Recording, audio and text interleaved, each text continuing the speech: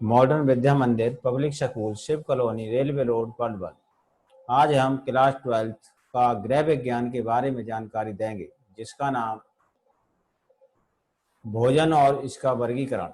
पाठ 1। मनुष्य की प्रथम जरूरत आहार है। व्यक्ति को जीवित रखने के लिए भोजन की मुख्य भूमिका होती है। इसके साथ साथ पानी और वायु का भी होना जरूरी है। भोजन ही मनुष्य के शरीर का निर्माण करता है, उसको स्वस्थ रखता है। यह मनुष्य की पाचन क्रिया द्वारा अवशोषित होकर शरीर के विभिन्न कार्य करता है। हम अपने भोजन का वर्गीकरण और पोषक के आधार पर कर सकते हैं। पोषण के द्वारा व्यक्ति जीवित रहने के लिए जरूरी पोषक तत्व प्राप्त करता है और यह पोषक तत्व शरीर में विभिन्न कार्य करते हैं। पोषक की स्थिति शरीर में सुपोषण और कुपोषण के रूप में होती है।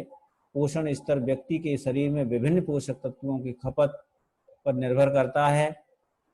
अच्छा पोषक स्तर शारीरिक विकास बड़ी तेज गति से करता है और व्यक्ति विभिन्न रोगों से बचा रहता है। यदि व्यक्ति गरीब है तो उसका पोषण स्तर उत्तम नहीं होगा, वह कई तरह के संक्रामक रोगों से ग्रसित हो सकता है।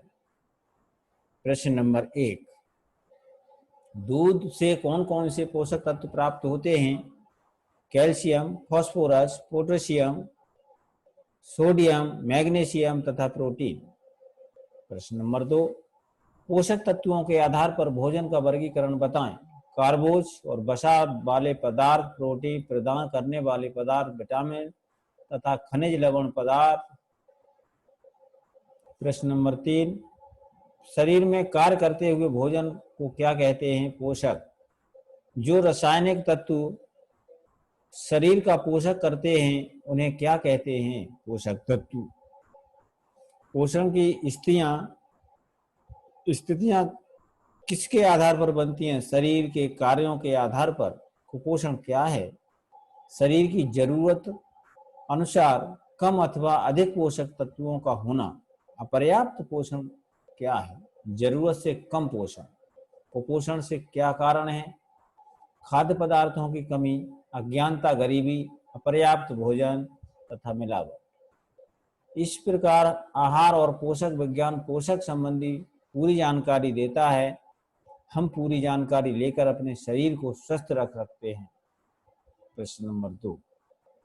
किन तत्वों के आधार पर हम किसी पदार्थ के भोज्य पदार्थ कह सकते हैं? शरीर द्वारा ग्रहण किए जा सकने तथा पचाने योग्य वे पदार्थ भोजन कहे जाते हैं जो व्यक्ति की शारीरिक वृद्धि और विकास में सहायक होते हैं। कोई भी पदार्थ जो निम्नलिखित में से एक अथवा अधिक गुण रखता है उसे हम भोजन की संज्ञा देते हैं। भोज्य पदार्थ के पोषक तत्व पाचक एंजाइमों द्वारा विखंडित होने की योग्यता रखते हैं। कई तरह के पाचक एंजाइम भोजन पर कार्य करते हैं, जैसे दालें अथवा अनाज खाने के बाद छोटे छोटे भागों में विभाजित हो जाते हैं, जिससे वह आसानी से पच जाते हैं। जबकि रेशेदार पदार्थों पर, विशेषकर सेल्यूलोज पर पाचक एंजाइमों का प्रभाव नहीं पड़ता है और वह विखंडित हुए बिना ही शरीर से बाहर निकल जाते हैं, इसलिए यह भोज्य पदार्थ में नहीं आता।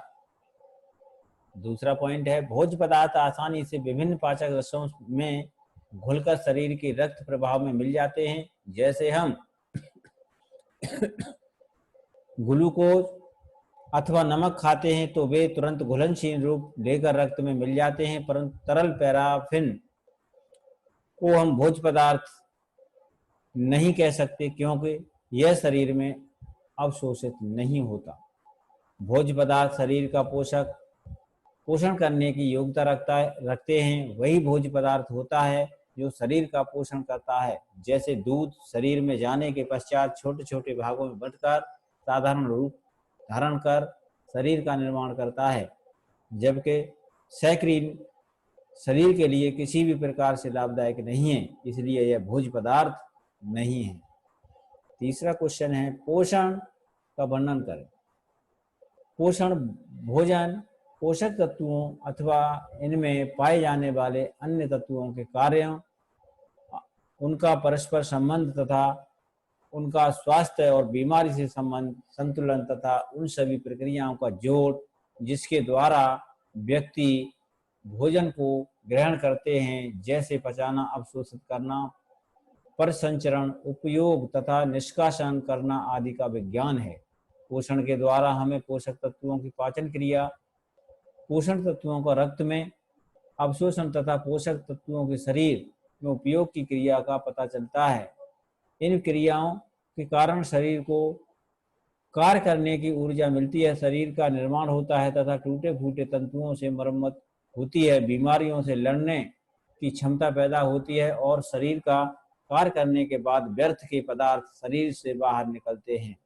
प्रश्न नंबर 4, कुपोषण के कारणों का उल्लेख कीजिए। कुपोषण निम्नलिखित कारणों से होता है। नंबर 1, प्रतिकूल भोजन। शरीर को जो भोजन चाहिए वह न मिलने पर कुपोषण हो जाता है। नंबर 2, अपर्याप्त भोजन। यदि शरीर की आवश्यकता के अनुसार भोजन में पोषक तत्व कम हों तो शरीर की वृद्धि रुक जाती है। नंबर 3, गलत भोज्य आदतें। हमारे भोजन संबंधी कई बार गलत आदतें होती हैं, जैसे कई बार हम लगातार कुछ ना कुछ खाते रहते हैं अथवा एक ही प्रकार के पदार्थ को खाते रहते हैं आदि। नंबर 4 पॉइंट है अनुचित भोजन। हम ऐसे पदार्थों का सेवन करते हैं जो शरीर के लिए हानिकारक होते हैं। नंबर 5, खाद्य पदार्थों की कमी। खाद्य पदार्थों की कमी के कारण खाद्य पदार्थ कम मात्रा में मिलते हैं, यदि मिलते हैं तो महंगे मिलते हैं। नंबर 6, गरीबी। जो लोग गरीब हैं वह अपनी जरूरत का भोजन भी नहीं खरीद सकते। नंबर 7, शिक्षा की कमी। अशिक्षित लोगों की संख्या अधिक होने के कारण कुछ लोग कुपोषण से ग्रसित हो जाते हैं। नंबर 8, अज्ञानता। लोगों को सस्ते और पौष्टिक भोजन पदार्थों के साधनों का ज्ञान नहीं होता, इसलिए वह पौष्टिक आहार नहीं ले पाते। नंबर 9 है मिलावट। मिलावटी खाद्य पदार्थ खाने से हमारे शरीर में पोषक तत्वों का पाचन और अपशोषण ठीक से नहीं हो पाता। ये आपका गृह विज्ञान का पाठ 1 था। अब कल उसे लेकर 7वीं क्लास तक नहीं कट करके भैया कट कर दे।